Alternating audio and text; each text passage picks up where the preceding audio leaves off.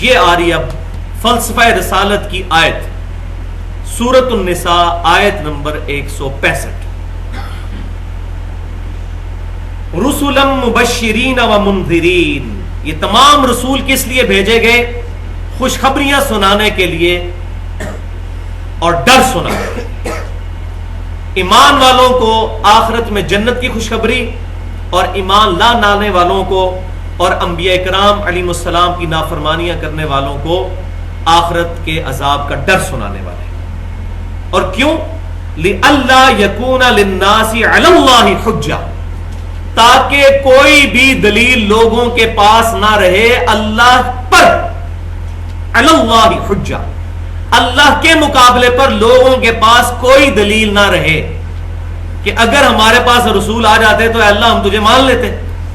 تو اللہ تعالیٰ نے فرمایا کہ لوگوں کے ہاتھ میں کوئی دلیل نہ رہے، حق آخری معنوں میں، آخری درجے میں اڑیاں کر کے لوگوں کے سامنے پیش کر دیا جائے رسولوں کے ذریعے، تاکہ کسی بھی انسان کے پاس قیامت والے دن اللہ پر حجت نہ رہے کہ یا اللہ میرے تک تو پیغام نہیں آیا، اس لیے میں نے توحید کا اقرار نہیں کیا۔ لِأَلَّا يَكُونَ لِلنَّاسِ، تاکہ نہ رہے لوگوں کے لیے، عَلَى اللَّهِ حُجَّةٌ، اللہ پر کوئی حجت، بعد الرسول، رسولوں کے آنے کے بعد۔ وَكَانَ اللَّهُ عَزِيزًا حَكِيمًا، اور اللہ تعالیٰ غالب ہے اور حکمت والا ہے۔ یعنی اللہ تعالیٰ اس بات پر غالب ہے، اس کی قدرت سے باہر نہیں کہ بغیر انبیاء کرام کے ہی لوگوں کو ہدایت دے دے، لیکن حکیمہ ہے، وہ حکمت والا ہے۔ اس کی حکمت کا تقاضا یہ ہے کہ اس نے انبیاء کرام علیہ السلام کے ذریعے لوگوں تک حق بات پہنچائی۔ اللہ تعالیٰ کسی نبی کا محتاج نہیں حق بات پہنچانے میں، لیکن یہ طریقہ اس نے اڈاپٹ کیا، لہٰذا اب رحمانی توحید کا تقاضا یہ ہے کہ رسولوں کے ذریعے اللہ تعالیٰ تک پہنچا جائے۔ جو بھی رسولوں کا دامن کرم چھوڑ کر اللہ تک پہنچنے کی کوشش کرے گا وہ شیطانی توحید پر ہوگا۔ اور اس پر تو میں نے بڑی ڈیٹیل کے ساتھ منکرین حدیث کے رد میں جو گفتگو کی ہے، 1 گھنٹہ اور 36 منٹ کی، جو مسئلہ نمبر 35 کے نام سے ہماری اہل سنت پاک.com پر رکھی ہوئی ہے کہ یہ شیطانی توحید ہے کہ انبیاء کرام کو چھوڑ کر ڈائریکٹ اللہ تعالیٰ کی شناخت۔ رحمانی توحید یہ ہے کہ انبیاء کرام کی بتائی ہوئی تعلیمات کے مطابق اللہ کو ماننا ہے، ان کی بتائی ہوئی تعلیمات کے مطابق اللہ تعالیٰ کی صفات کا اقرار کرنا ہے۔ یہاں میں کراس ریفرنس کے طور پر کچھ چیزیں بھی، آیات اور احادیث بھی بیان کرنا ضروری سمجھتا ہوں۔ ایک تو اس آیت کی تشریح میں جانے سے پہلے 2 علوم کا ذکر میں ضروری سمجھتا ہوں۔ ان میں سے پہلا نالج ہے ایکوائرڈ نالج، جس کو ہم سائنس کا علم کہتے ہیں۔ مشاہدات اور تجربات کے ذریعے جو علم حاصل ہوتا ہے اس کو ہم کہتے ہیں سائنس کا علم۔ The knowledge obtained through observations and experiments is known as science۔ انسان نے وقت کے تجربات کے ساتھ چیزیں سیکھی۔ مثال کے طور پر انسان نے یہ تجربے سے بات سیکھی کہ پیٹرول جو ہے یہ آگ کو بھڑکا دیتا ہے اور پانی آگ کو ٹھنڈا کر دیتا ہے، تو یہ ایک ڈیفینیٹ علم انسان کو حاصل ہو گیا، یہ بالکل ڈیفینیٹ علم ہے۔ اور یہ اللہ تبارک و تعالیٰ نے پہلا انسان جو دنیا میں تھا سیدنا آدم علیہ السلام، ان کے دماغ میں یہ ودیت کر دیا تھا، جس کا ذکر سورۃ البقرہ کی آیت نمبر 31 کے اندر موجود ہے۔ وَعَلَّمَ آدَمَ الْأَسْمَاءَ كُلَّهَا، ہم نے آدم علیہ السلام کو تمام چیزوں کے نام سکھا دیے تھے۔ پھر آگے چل کے آتا ہے فرشتوں پر پیش کیا، فرشتے نہیں بتا سکے۔ تو آدم علیہ السلام کو پوٹینشلی تمام علم ان کے دماغ میں ودیت کر دیا گیا تھا۔ جیسا کہ آم کی گٹھلی کو جب زمین میں بوتے ہیں تو پورے آم کا درخت اس ایک گٹھلی میں موجود ہوتا ہے، لیکن اس کو درخت بننے کے لیے 8 سال کم از کم چاہیے ہوتے ہیں۔ اسی طریقے سے آدم علیہ السلام کے دماغ میں پوٹینشلی جو اللہ تعالیٰ نے علم داخل کیا تھا سائنس کا، آبزرویشنز اور ایکسپیریمنٹس کا، اس کو 10,000 سال لگے ہیں آج اس نہج پر پہنچتے ہوئے کہ انسان نے ایسی ایسی چیزیں بنا لی ہیں کہ پرانے اگر لوگ زندہ ہو جائیں تو ان کی عقلیں دنگ رہ جائیں۔ یہ وہی علم ہے، علم الاسماء اسی کی امپرووڈ اور ایوالوڈ فارم ہے، کیونکہ جب بھی کوئی چیز ڈسکور کی جاتی ہے پہلے اس کا نام رکھا جاتا ہے. تو علم الاسماء کیا؟ چیزوں کے نام. پھر آگے سلسلہ چلنا شروع ہو جاتا ہے. آج انسان نے ایسے جہاز بنا لیے ہیں جو 450-500 مسافروں کو لے کے آسمان پر اڑ لیتے ہیں اور بحفاظت پھر زمین پہ اتر بھی آ جاتے ہیں. تو یہ ایک پوری فیلڈ ہے. اس پہ میں نے 2007 کے شروع میں ایک لیکچر دیا تھا، who is Allah in the light of latest scientific research. اللہ کون ہے جدید سائنسی تحقیق کی روشنی میں، اردو میں، 1.25 گھنٹے کا. اس میں نے ایکوائرڈ نالج کے بارے میں بتایا کہ یہ ڈیفینیٹ علم ہے. جس طرح قرآن و سنت کا علم ڈیفینیٹ ہے، اس طرح یہ بھی علم اللہ تعالیٰ کی طرف سے فزیکل فینومینا آف نیچر کا علم ڈیفینیٹ علم ہے. تو یہ جو ڈیفینیٹ علم ہے اس نے بھی آج انسان کو اس نہج تک پہنچا دیا ہے کہ لوگوں نے آبزرویشنز کے ذریعے یہ چیز سمجھ لی ہے کہ یہ کائنات ایٹ رینڈم نہیں چل رہی بلکہ کسی کے چلانے سے چل رہی ہے. اور وہ آج موضوع نہیں ہے، ورنہ اس پر گھنٹوں چاہیے. وہ لیکچر اللہ کون ہے اس میں نے ڈیٹیل کے ساتھ بیان کیا. تو یہ پہلا علم ہے ایکوائرڈ نالج کا. اور دوسرا علم جو اللہ تعالیٰ نے انسان کو دیا وہ ہے ریویلڈ نالج، وحی کا علم. یہ علم نور علی نور ہے کہ کسی شخص کو جبلی ہدایت تو مشاہدات اور تجربات سے ہو ہی جانی تھی کہ یہ تمام چیزیں خود بخود نہیں بنی، کسی کے بنانے سے بنی ہے. ایک بال پوائنٹ کے بارے میں ہمیں کبھی شک بھی نہیں ہوتا کہ یہ خود بخود پلاسٹک جمع ہوا اور اس میں پھر پلاسٹک گھس گیا اور پھر لوہے کا سپرنگ بن گیا اور سیاہی آ گئی اور یہ خود بخود بال پوائنٹ تیار ہو گیا. کسی کو وہم بھی نہیں آتا. اور اتنی کمپلیکس مخلوقات کا بن جانا خود بخود یہ ناممکن ہے. ایک انڈے میں سے چوزا بن جانا ناممکن چیز ہے بغیر اس کے کہ کوئی ڈیوائن سورس، جس کو آج سائنٹسٹ کہہ رہے ہیں سپر نیچرل ایجنسی یا سپر نیچرل اتھارٹی یا سپریم بینگ، وہ اللہ کون ہے اس میں نے ڈیٹیل سے اس پر بحث کی. تو اللہ تعالیٰ نے نور علی نور کے طور پر پھر وحی کا علم بھی انسانوں کو اپنے پیغمبروں کے ذریعے عطا کیا. اس کا ذکر بھی سورۃ البقرہ کے سیم اسی 4 رکوع میں آیت نمبر 38 میں ہے. قُلْ اهْبِطُوا مِنْهَا جَمِيعًا. ہم نے آدم علیہ السلام اور ان کے ذریعے ساری انسانیت کو خطاب کیا کہ اب اس جنت سے زمین پر اتر جاؤ. فَإِمَّا يَأْتِيَنَّكُم مِّنِّي هُدًى. اب جب کبھی بھی کوئی ہدایت کی کتاب تمہارے پاس آئے گی میری طرف سے، فَمَن تَبِعَ هُدَايَ فَلَا خَوْفٌ عَلَيْهِمْ وَلَا هُمْ يَحْزَنُونَ. تو جو کوئی پھر اس کتاب کی پیروی کرے گا اس کو نہ کوئی خوف ہوگا اور نہ کوئی غم قیامت ہوگا. وَالَّذِينَ كَفَرُوا وَكَذَّبُوا بِآيَاتِنَا. اور وہ لوگ جو کہ کفر کریں گے اور ہماری آیات کو جھٹلا دیں گے، اولئک اصحاب النار ہم فیہا خالدون. پھر ایسے ہی لوگ ہوں گے دوست کی ہمیشہ ہمیش اس میں رہنے والے. والعیاذ باللہ تعالی. تو یہ دوسرا علم ہے وحی کا علم جو اللہ تعالیٰ نے پیغمبروں کے ذریعے انسانوں کو عطا فرمایا، جس کا ذکر یہاں پر آیا کہ رسولوں کی بعثت کا مقصد کیا ہے. اب اسی آیت کے کانٹیکسٹ میں 7 آیات اور 5 صحیح احادیث کی روشنی میں مزید گفتگو کروں گا، لہذا میری طرف اٹینٹو ہو جائیں اس حوالے سے. پھر انشاءاللہ اگلی آیات کو لے کر چلیں گے. یہاں پر رسولوں کی بعثت کا فلسفہ بیان ہوا سورۃ النساء آیت نمبر 165 میں کہ یہ اللہ تعالیٰ نے رسولوں کا سلسلہ اس لیے شروع کیا تاکہ قیامت والے دن اللہ پر کوئی بندہ حجت نہ قائم کر سکے، حالانکہ اس کے بغیر بھی نہیں کر سکتا تھا، اس جبلی ہدایت کی وجہ سے جو اللہ تعالیٰ نے فزیکل فینومینا آف نیچر کے طور پر ہمیں سکھا دی ہیں چیزیں. لیکن پھر بھی نور علی نور کے طور پر اللہ تعالیٰ نے وحی کا علم وقتاً فوقتاً عطا فرمایا. تو سورہ بنی اسرائیل کی آیت نمبر 15 میں اللہ تبارک و تعالیٰ نے ارشاد فرمایا وَمَا كُنَّا مُعَذِّبِينَ حَتَّى نَبْعَثَ رَسُولًا. ہم کسی بھی قوم کو اس وقت تک عذاب نہیں دیتے جب تک کہ اس میں رسول کو نہ بھیج دیں. یہ اللہ کے رحم اور کرم کا تقاضا دیکھیں. حالانکہ اللہ تعالیٰ اس کے بغیر بھی عذاب دے سکتا ہے جبلی ہدایت کی وجہ سے. جبلی ہدایت اتنی اسٹرانگ ہے کہ آج ہالی ووڈ کی فلم میں بھی اینڈ پہ سچ کی جیت دکھائی جاتی ہے اور جھوٹ کی شکست دکھائی جاتی ہے. یہ جو ہماری انسٹنکٹ کے اندر جبلی ہدایت رکھ دی اللہ تعالیٰ نے کہ ہر انسان یہ سمجھتا ہے کہ جھوٹ بولنا برا ہے، سچ بولنا اچھا ہے.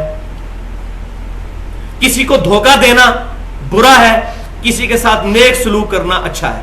یہ جبلی ہدایت ہے جو ہماری انسٹنکٹ کے اندر ہماری نیچر میں اللہ تعالیٰ نے رکھ دی ہے. کوئی انبیاء کرام نہ بھی آتے نہ کتابیں ہوتی، اس جبلی ہدایت کی وجہ سے ہی انسان برائی سے بچ سکتا تھا. لیکن انسان کے نفس کی خرابی اور اوپر سے شیطان ایز اے کیٹالسٹ اس کا کام کرتے ہوئے اس نے انسان کو اللہ تبارک و تعالیٰ سے دور کر دیا. تو اللہ تعالیٰ نے پھر آخری درجے میں حجت تمام کی کہ انبیاء کرام کو بھیجا اور اپنے اوپر خود ہی لازم کر لیا. وَمَا كُنَّا مُعَذِّبِينَ حَتَّى نَبْعَثَ رَسُولًا، بنی اسرائیل آیت نمبر 15، کہ ہم اس وقت تک عذاب نہیں دیتے کسی قوم کو جب تک اس میں رسول نہ بھیجتے. پھر ایک دوسری آیت سورہ فاطر کی آیت نمبر 24، وَإِن مِّنْ أُمَّةٍ إِلَّا خَلَا فِيهَا نَذِيرٌ، اور کوئی امت بھی ایسی نہیں گزری جس میں کوئی ڈر سنانے والا اللہ کی طرف سے نہ آیا ہو. ہر امت میں اللہ تعالیٰ نے کوئی نہ کوئی پیغمبر بھیجا. آیت نمبر 3 سورۃ النحل آیت نمبر 36، وَلَقَدْ بَعَثْنَا فِي كُلِّ أُمَّةٍ رَسُولًا أَنِ اعْبُدُوا اللَّهَ وَاجْتَنِبُوا الطَّاغُوتَ، ہم نے تمام امتوں میں انبیاء کرام کو بھیجا، رسولوں کو بھیجا ایک ہی مرکزی دعوت دے کر، أَنِ اعْبُدُوا اللَّهَ، کہ عبادت کرو اللہ کی، وَاجْتَنِبُوا الطَّاغُوتَ، اور اللہ کے مقابلے پر جھوٹے الہ جو ہیں، جھوٹے خدا جو ہیں، شیطان ہے، اس کا اجتناب کرو، اس سے کنارہ کشی اختیار کرو. آیت نمبر 4، پھر آپ صلی اللہ علیہ وسلم کا دنیا میں ظہور ہوا. آپ صلی اللہ علیہ وسلم سے پہلے جتنے انبیاء کرام بھیجے گئے وہ اپنی اپنی قوموں کے لیے تھے، اپنے اپنے قبیلوں کے لیے تھے. لیکن سورہ سبا آیت نمبر 28، وَمَا أَرْسَلْنَاكَ إِلَّا كَافَّةً لِلنَّاسِ بَشِيرًا وَنَذِيرًا، اے محبوب صلی اللہ علیہ وسلم ہم نے آپ کو نہیں بھیجا خوشخبری سنانے والا اور ڈر سنانے والا مگر ساری انسانیت کے لیے. پھر سورۃ الانبیاء میں اللہ تعالیٰ نے مختلف انبیاء کرام علیہ السلام کا ذکر کیا اور پھر آخر میں کنکلوڈ کرتے ہوئے سورۃ الانبیاء کی آیت نمبر 107، وَمَا أَرْسَلْنَاكَ إِلَّا رَحْمَةً لِلْعَالَمِينَ، اے محبوب صلی اللہ علیہ وسلم ہم نے آپ کو نہیں بھیجا مگر سارے جہانوں کے لیے رحمت بنا کر. آیت نمبر 6، آپ صلی اللہ علیہ وسلم کی دعوت کا خلاصہ کیا ہے، مقصد کیا ہے، وہ سورہ الصف آیت نمبر 9، هو الذی ارسل رسولہ بالہدی، یہ ہے الہدی، ودین الحق لیظہرہ علی الدین کلہ ولو کرہ المشرکون. وہی اللہ ہے جس نے اپنے محبوب صلی اللہ علیہ وسلم کو، اپنے اس خاص رسول کو الہدی قرآن دے کر بھیجا اور دین حق دے کر، تاکہ اس دین اسلام کو تمام ادیان پر غالب کر دے. تو یہ آپ صلی اللہ علیہ وسلم کی بعثت انبیاء کرام کی کنکلوژن ہے، کیونکہ یہ پوری انسانیت کے لیے آئے، لہٰذا اب کسی اور قبیلے کے لیے کسی اور پیغمبر کی ضرورت نہیں. اور یہ بھی پھر اللہ تعالیٰ نے آیت نمبر 7 سورۃ الاحزاب آیت نمبر 40، ما کان محمد ابا احد من رجالکم ولکن رسول اللہ وخاتم النبیین، محمد صلی اللہ علیہ وسلم تم مردوں میں سے کسی کے باپ نہیں بلکہ وہ تو اللہ کے رسول ہیں اور نبوت کی اسٹمپ ہے، مہر ہے. مہر کسی بھی ڈاکومنٹ کے اینڈ پر لگتی ہے. آج بھی دنیا کے تمام عدالتی قوانین کے اندر جب کوئی فیصلہ سنایا جاتا ہے تو اس ڈاکومنٹ کے اینڈ پر مہر لگتی ہے اور قلم جج توڑ دیتا ہے. اس کا مطلب یہ ہوتا ہے کہ اب اس مہر لگنے کے بعد اس ڈاکومنٹ میں کوئی چیز ایڈ نہیں ہو سکتی. تو آپ صلی اللہ علیہ وسلم نبوت کی مہر ہے. علم وحی اور علم سائنس یعنی ریویلڈ نالج اور ایکوائرڈ نالج جو ہے، اس کے حوالے سے ڈومین کیا ہے ان دونوں علوم کی.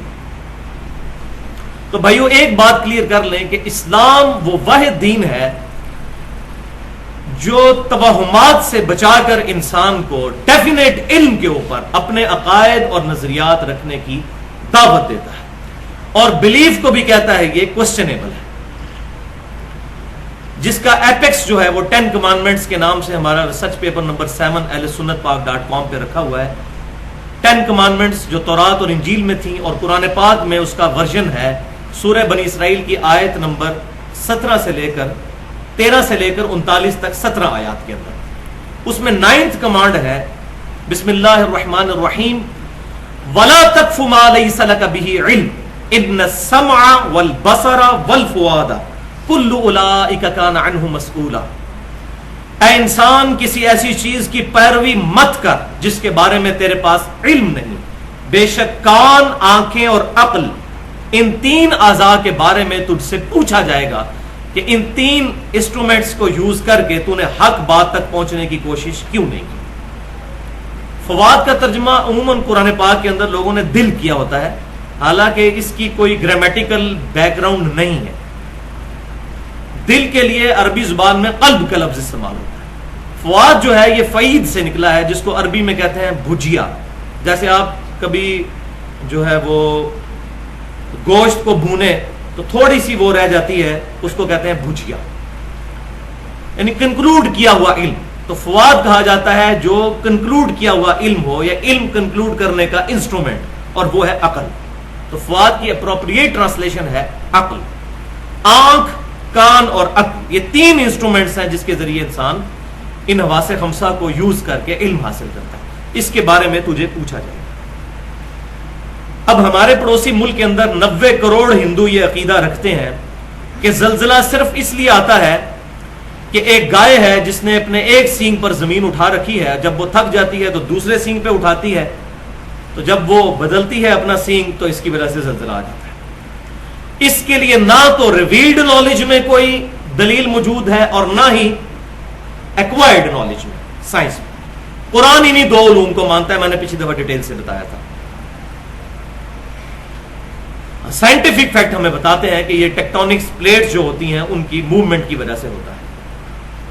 کالی بلی راستہ کاٹ دے، یہ نحوست کی نشانی ہمارے معاشرے میں بھی سمجھی جاتی ہے، بڑے دیندار طبقے کے اندر، حالانکہ نہ تو اس کی کوئی بیک گراؤنڈ ریویلڈ نالج میں ہے اور نہ ہی ایکوائرڈ نالج میں. ان دونوں علوم میں سے ایک علم سے اس کو سپورٹڈ ہونا چاہیے بات، ورنہ وہ چیز ریجیکٹڈ ہوگی. آپ حیران ہوں گے کہ انگریز جو ہیں گورے، وہ یہ باتیں ماننے کے لیے کبھی تیار نہیں ہوں گے کہ کالی بلی راستہ کاٹ دے تو یہ نحوست کی نشانی ہے. کیوں؟ کہ وہ عقل استعمال کرتے ہیں. اور یہی وجہ ہے کہ آج تیزی سے وہ لوگ اسلام کی طرف آئے، کیونکہ اسلام ہی وہ ریلیجن ہے جو عقل کے معیار پر پورا اترتا ہے. اسی چیز کو ڈاکٹر اقبال نے اپنے جو خطبات دیے تھے نا، 6 خطبات تھے ان کے، reconstruction of religious thoughts in Islam, اس میں انہوں نے ایک جگہ فرمایا تھا کہ the inner core of present western civilisation is Quranic because it is based upon definite knowledge. کہ آج کی جو مغربی تہذیب ہے اس کی جو بنیاد ہے اندرونی بحث وہ قرآن پر بیس کرتا ہے. کیوں؟ کہ وہ ڈیفینیٹ علم پر ہے، اور قرآن ہی یہ کہتا ہے وَلَا تَقْفُ مَا لَيْسَ لَكَ بِهِ عِلْمٌ. اے انسان کسی ایسی چیز کی پیروی مت کر جس کے بارے میں تیرے پاس علم نہیں. ان السمع والبصر والفؤاد كل اولئک كان عنه مسؤولا. بے شک کان، آنکھیں اور عقل، اس کے بارے میں تجھے پوچھا جائے گا. ان کو استعمال کر کے تو نے حق بات تک پہنچنے کی کوشش کیوں نہیں کی. تو یہ جو ڈاکٹر اقبال نے بات کہی تھی کہ انر کور جو ہے وہ قرآنک ہے، اس لیے کہ وہ علم کے اوپر بنیاد کرتی ہے. اب آج کے جدید دور کے اندر ایک چیز بالکل اسٹیبلش ہو چکی ہے سائنٹیفک فیکٹ کی بنیاد پر کہ جو یورینیم ہے اس کی ریڈیشنز جو ہیں وہ سکن کینسر کاز کر سکتی ہے. اگرچہ اس کے لیے ہمارے پاس کوئی ریویلڈ نالج میں دلیل نہیں ہے وحی کے علم میں، لیکن اسی وحی کے علم نے یہ بات بتائی ہے کہ دوسرا علم جو ہے ایکوائرڈ نالج ہے، ڈیفینیٹ سائنس کا علم جو پروو ہو چکا ہو، ہائپوتھیسز نہیں، تھیوریز نہیں، جو واقع ہی پروو ہو چکا ہو. جس طرح کہ ہم نے تجربات سے یہ چیز سیکھ لی ہے کہ پیٹرول جو ہے آگ کو بھڑکا دیتا ہے اور پانی آگ کو ٹھنڈا کر دیتا ہے. یہ ڈیفینیٹ علم. اس طرح کا کوئی ڈیفینیٹ علم حاصل ہو جائے وہ بالکل اسی طرح ڈیفینیٹ ہے جیسے کہ وحی کا علم ڈیفینیٹ ہے، کیونکہ یہ فزیکل فینومینا آف نیچر بھی اللہ کے سکھائے ہوئے ہیں. اب یہاں پر میں ایک اپنا پرسنل واقعہ بھی ضروری سمجھتا ہوں کہ وہ پرسنل واقعہ یہ ہے بھائیوں کہ آج سے تقریباً 2 سال پہلے راولپنڈی میں ایک مشہور جگہ ہے جس کو ویسٹیج کہتے ہیں، چوڑ چوک کے پاس. تو چوڑ چوک سے ایک سڑک نکلتی ہے مسریال روڈ. اس روڈ پر تھوڑا سا آگے جائیں تو ایک اڈا آتا ہے سوزوکیوں کا، جس کے پاس قبرستان بھی ہے، اور وہاں پر ایک بورڈ کا درخت ہے. اس بورڈ کے درخت کے نیچے ایک مجذوب ٹائپ کوئی بندہ تھا جس نے آ کے ڈیرا ڈال دیا. وہ اپنے کپڑوں میں پیشاب کرتا تھا اور نہ نہاتا تھا نہ دھوتا تھا, جسم سے بھی بدبو آتی تھی. اور ظاہر ہے کہ پاکستان انڈیا کی زمین بڑی زرخیز ہے ایسے لوگوں کے لیے, تو عورتیں اس سے تعویذ لکھوایا کرتی تھی. عورتوں نے جب آنا جانا شروع کر دیا تو گرمیوں میں اس بورڈ کا جو درخت تھا اس کے نیچے ڈرائیور جو ہے وہ گرمی میں آرام کیا کرتے تھے. جب وہ آ کر وہاں پر بیٹھ گیا تو اس کی وجہ سے ان کو تکلیف ہوئی, تو انہوں نے اس بابے کو اٹھا دیا. اللہ کا کرنا کیا ہوا, اگلے دن بڑی زور سے آندھی چلی اور وہ درخت گر گیا. اگلی بات آپ خود ہی سمجھیں. تو لوگوں نے کہنا شروع کر دیا جی وہ اتنی اللہ والی ہستی تھی, ان کو اٹھایا, اللہ تعالیٰ نے وہ درخت ہی ختم کر دیتا ہے. حالانکہ کسی کے ذہن میں یہ نہیں آیا کہ یہ ڈرائیوروں کی کرامت ہے کہ وہ اگر بابا اس درخت کے نیچے ہوتا تو مر جاتا نیچے آ کے. یہ ڈرائیوروں کی کرامت ہے کہ انہوں نے اس کو اٹھا دیا تھا. اس طرف نہیں دماغ جائے گا کیونکہ رزلٹ فکس کیا ہوا نا پہلے. تو میرے پاس ایک بھائی ہے, انہوں نے مجھے بتایا کہ یہ صورتحال ہے اس حوالے سے, تو آپ کا اس میں کیا خیال ہے. تو میں نے اس کو وہی بات کی کہ علم دو ہی, ایک ریویلڈ نالج اور ایک ایکوائرڈ نالج. قرآن میں تو ایسی بات کوئی نہیں موجود کہ اس قسم کے پلید شخص کو اگر اٹھایا جائے کسی جگہ سے تو اللہ کی طرف سے عذاب آئے گا اور درخت گر جائے گا. ہاں, اب اس کی وجہ جو ہے وہ ایکوائرڈ نالج میں تلاش کرنی چاہیے کہ ہو سکتا ہے کہ ٹیکنیکلی وہ درخت گرنے کے قریب ہو. تو وہ بھائی اگلے دن گئے, میں نے ان کو کہا آپ نے جا کے اس درخت کو چیک کرنا ہے. تو انہوں نے درخت کو دیکھا تو اس کی صرف کھال باقی تھی, اندر سے ساری دیمک چاٹ چکی تھی اس کو. تو دیمک ایک دن میں تو نہیں چاٹتی, یہ بھی ہمیں سائنس کے علم سے پتا ہے. ایک دن میں تو دیمک نہیں چاٹ سکتی, کئی مہینے سال چاہیے اتنے موٹے درخت کو کاٹنے کے لیے. تو آلریڈی اس درخت کو اندر سے دیمک کھا چکی تھی.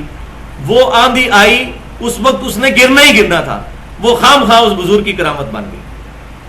تو یہ واقعہ بھی اس طرف اشارہ کرتا ہے کہ ہمیں ڈیفینیٹ علم کی طرف جانا چاہیے, بجائے اس کے کہ اس کو کسی اور طریقے سے ریلیٹ کرنا شروع کیا جائے.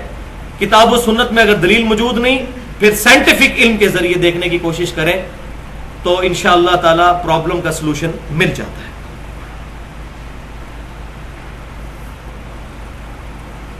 اب یہاں پر ایک بات میں کرنا ضروری سمجھتا ہوں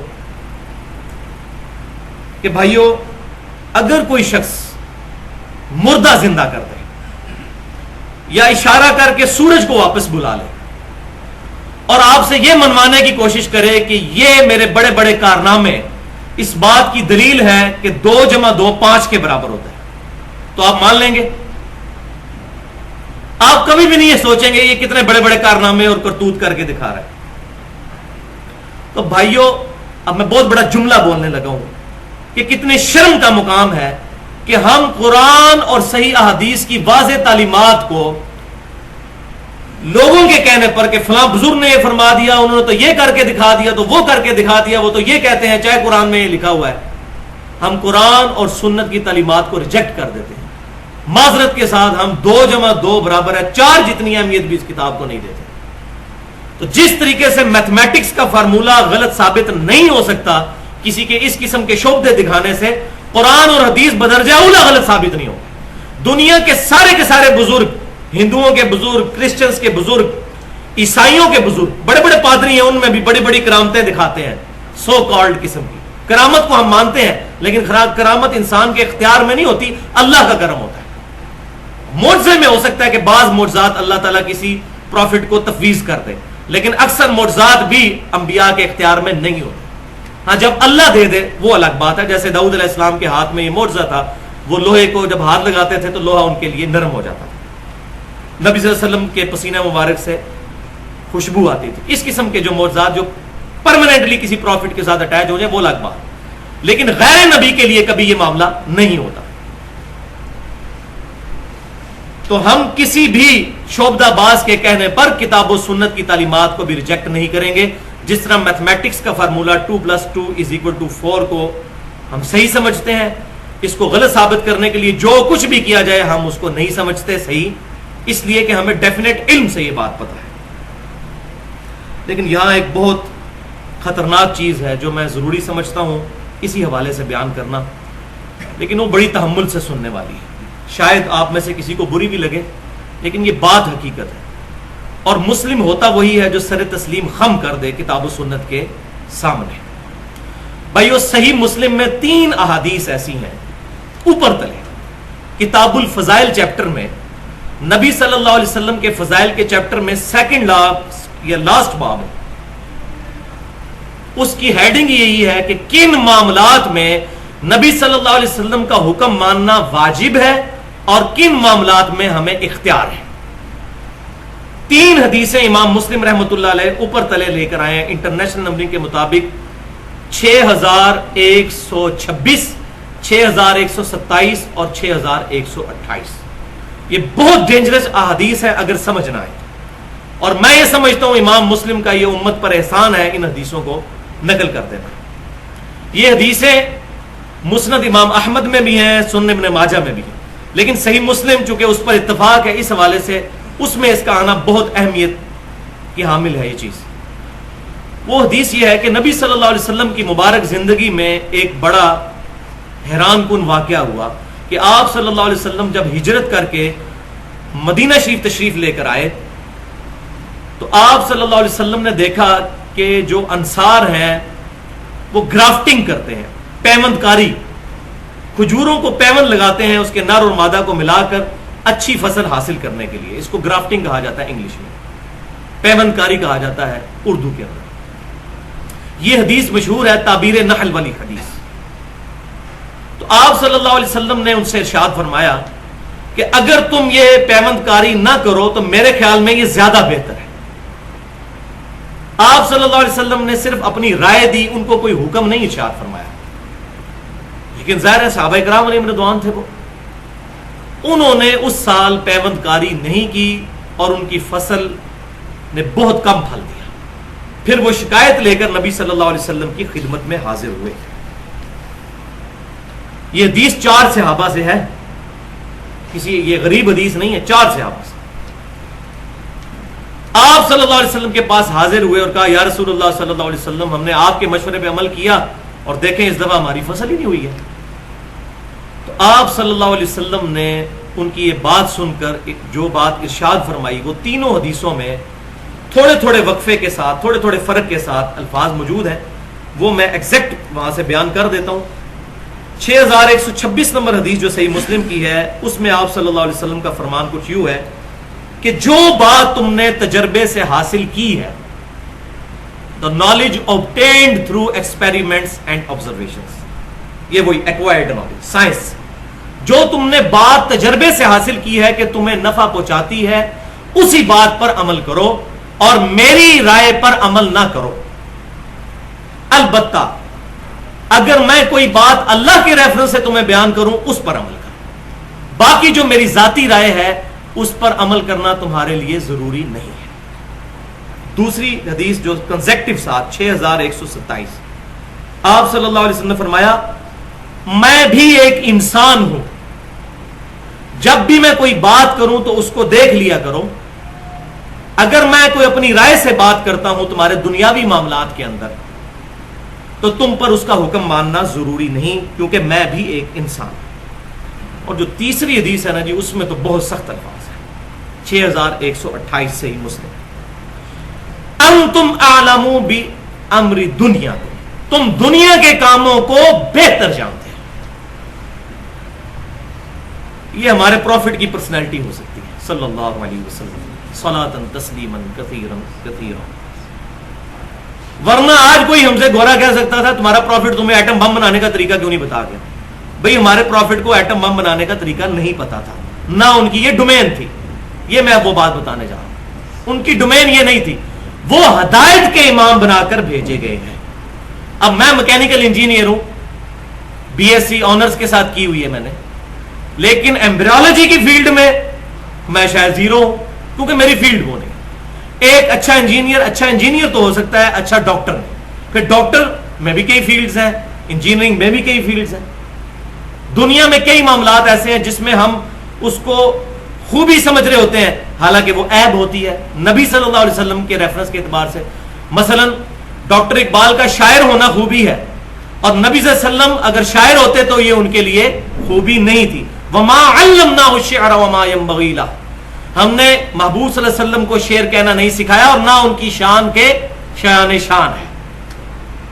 تو یہ ریفرنس چینج ہوگا تو بات ڈفرنٹ ہو جائے گی. یہ بات ضروری تھی جو میں نے الحمدللہ بیان کر دی. اور آخری بات اسی کانٹیکسٹ میں فلسفہ رسالت کے حوالے سے میں نے 3 آیات، ایک تو یہیں پر آیت تھی جو سورۃ النساء کی آیت نمبر 165 پچھلی دفعہ بیان کی، سورہ بنی اسرائیل کی آیت نمبر 15 وما كنا معذبین حتی نبعث رسولا، ہم اس وقت تک عذاب نہیں دیتے جب تک کہ رسول کو مبعوث نہ کر دیں. ایک آخری آیت ہے جو فلسفہ رسالت کے اوپر ایک ایپیکس ہے قرآن پاک میں، اور وہ ہے سورۃ الحدید کی آیت نمبر 25. وہ اب آپ ذرا نکال لیجئے، 542 نمبر صفحہ ہے یہ بلو والے قرآن پاک میں، آخری صفحہ ہے پارہ نمبر 27 کا. بسم اللہ الرحمن الرحیم. لقد ارسلنا رسلنا بالبینات، بے شک ہم نے رسولوں کو مبعوث کیا کھلی نشانیاں دے کر، معجزات دے کر، کھلے دلائل دے کر.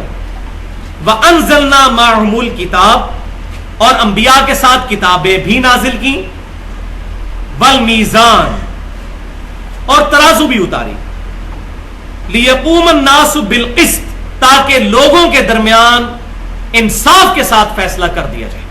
انبیاء کرام علیہ السلام انصاف دلانے کے لیے آتے ہیں. انصاف کا لفظ دنیا کے ہر شعبے پر بولا جا سکتا ہے، یہ ایسا جنرل ورڈ ہے.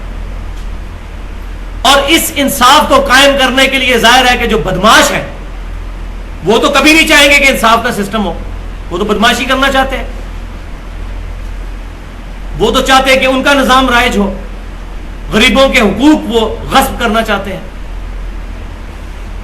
تو اس کے لیے اللہ تعالیٰ نے پھر کیا کیا؟ وَأَنزَلْنَا الْحَدِيدَ، ہم نے لوہا بھی اتارا ہے ان کے لیے.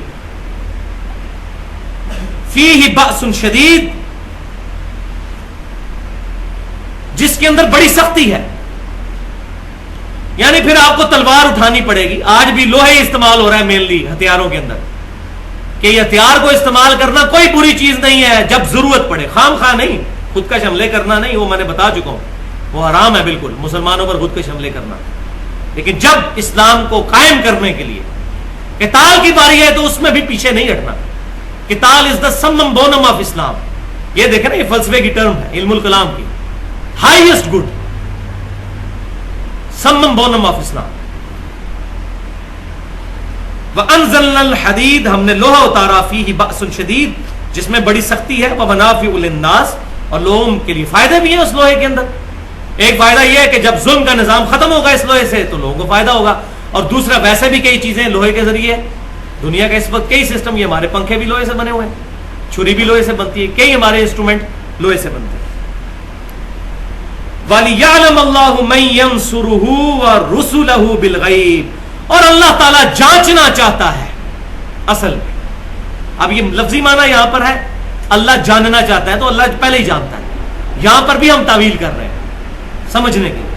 اللہ جانچنا چاہتا ہے اور واضح کر دینا چاہتا ہے کون ہے جو اللہ تبارک و تعالیٰ کی مدد کرتا ہے، یعنی اس کے دین کی مدد کرتا ہے اور اس کے رسولوں کی مدد کرتا ہے. بالغیب، غیب میں، بغیر اللہ کو دیکھے. ان الذین یخشون ربهم بالغیب لهم مغفرۃ واجر کبیر. جو لوگ اللہ کو دیکھے بغیر اللہ کی مشیت اختیار کرتے ہیں، خشیت اللہ کی اختیار کرتے ہیں، ان کے لیے اجر ہے. دیکھ کے تو سارے مان لیں گے. کون ہے جو اللہ کے دین کی مدد کرتا ہے، اس کے رسولوں کی مدد کرتا ہے؟ اب یہ نہیں ہم رسولوں کے مشکل کشا ہو گئے، اس کا مطلب ہے کہ ظاہری اسباب، وہ مثالیں پیش ہیں. من انصاری اللہ، قرآن پاک سے مثالیں پیش کر رہے ہوتے ہیں. اس پہ بھی میرا پورا 1.25 گھنٹے کا لیکچر ہے، دعا صرف اللہ ہی سے پڑھا ہوا ہے ahlsunnatpak.com پہ. اور ہمارا ریسرچ پیپر نمبر 3 ہے 8 صفحوں کا، وہ بھی ahlsunnatpak.com میں ریسرچ پیپرز اور بکس والے حصے میں پڑھا ہوا ہے. من انصاری اللہ، کون ہے جو اللہ کے لیے مددگار ہو؟ قال الحواریون نحن انصار اللہ، تو کہتے ہیں دیکھیں جی غیر اللہ سے مدد مانگی حضرت عیسیٰ علیہ السلام نے، تو پھر عیسیٰ علیہ السلام کے صحابہ ان کے مشکل کشا ہو گئے، لگائیں یہ عقیدہ. یہ ظاہری اسباب ہے. غائب میں مدد کے لیے پکارنا اللہ کے ساتھ خاص ہے. ان اللہ قوی عزیز، یہ ساتھ ہی اللہ نے وہم بھی نکال دیا کہ بے شک اللہ تعالیٰ مضبوط ہے، قوی ہے اور غالب ہے. یہ نہ سمجھنا اللہ تعالیٰ کمزور ہے کہ تمہاری مدد کی ضرورت ہے کہ تم نبیوں کا ساتھ دو. تم نہ بھی دو، اللہ تعالیٰ اکیلا بھی اپنے انبیاء کو غالب کرنے کے لیے کافی ہے. کافی نہیں ہے؟ ایک شخص جس کی زبان میں بھی لکنت تھی، 300 سال کی حکومت فرعون کی ختم کروا دی اس بندے کے ذریعے سے، موسیٰ علیہ السلام. اللہ تعالیٰ غالب ہے. ان اللہ قوی عزیز، بے شک اللہ تعالیٰ قوت والا ہے اور غالب ہے.